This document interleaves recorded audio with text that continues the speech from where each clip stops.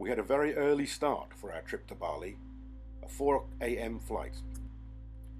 The trip from the airport to the resort was broken by a stop off at a small coffee plantation where we sampled the wares, including some teas and coffee. Paddy loved walking around after all the sitting in the aeroplane and the taxi. We arrived at the resort about an hour and a half after leaving the airport. Although it was still early, it was definitely beer o'clock. The views from our hotel room were spectacular, and the pool was pretty nice too. Paddy was eager to get straight in there. Even I managed to go in for a short dip. The water was a little bit chilly. Hey, no hands! The next day we went to Bali Zoo. Paddy was quite surprised at the close proximity of some of the animals. He found a slope to run up and down, and then we found some lions. Fortunately, they're behind glass. We had breakfast, Paddy found a new friend, and then we wandered around the zoo, which is built in a kind of progression, a one-way trip round the various exhibits, including crocodiles, caimans, wild boar, and even tigers. Shere Khan, said Paddy. He's been reading the Jungle Book. We moved along, found some more crocodiles. Yikes! And a train. Fortunately, or sadly, it wasn't working. Then we watched a short show exhibiting some of the animals, and then we found some elephants. Paddy got up close and got a kiss from one of them.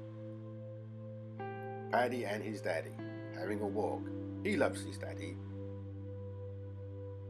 Back at the spa, we thought we would relax for a while.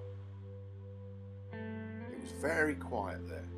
The next day we were up again quite early, stopping off at a plantation on the way up into the mountains, because we were hoping to cycle back down them again. It was a bit misty in some parts. Paddy had a helmet. We stopped off to look at some sights, some temples, and even the president's house was on the way. Here it comes. It was hard work, but rewarding, about 22 kilometers.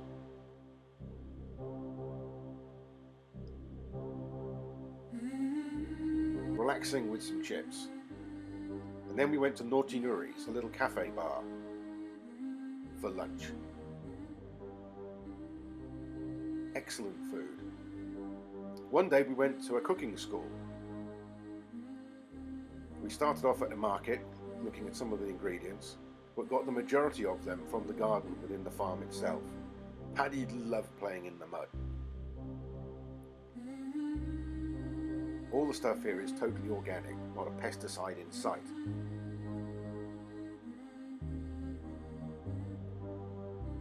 Look at the little rascal. Some huge lemons, more playing, and now down to the cooking.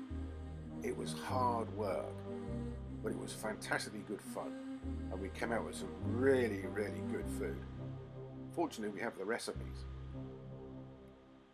Later on that day, we met Will Goldfarb at Rooms for Dessert. He's a world-renowned chef, and the food is superb there too. The following day, we got up at silly o'clock again to go for the Kampuchan Bridge Walk. The plan was to go to get coffee at the end.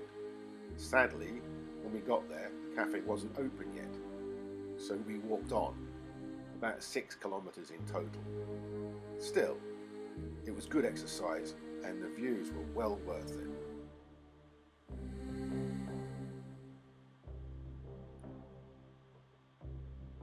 Back at Naughty Nuri's. Then we visited the Necker Art Museum. Quite amazing. Local artists as well as foreign artists exhibit here, although the majority of it is Indonesian. Paddy even found the Finger family, which he found most entertaining. It's hard work, all this art.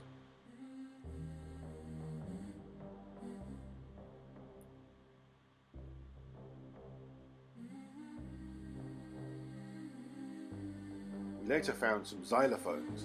Paddy enjoyed playing with those. Ice cream time. It's chilling. Got to relax on holiday.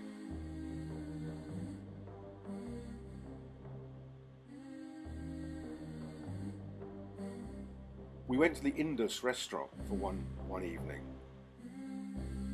That's the Camperhan Ridge in the background.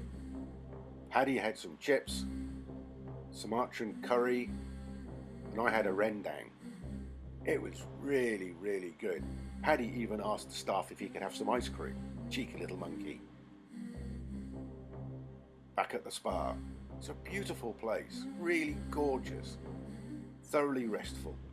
Walking about in the rice paddies. Oh, naughty Nuris again. And then the last day we had a proper spa. Yep, that's me. Sorry folks. Paddy said goodbye to the staff. On the way home. Next trip, well, Ho Chi Minh. See you soon. Bye.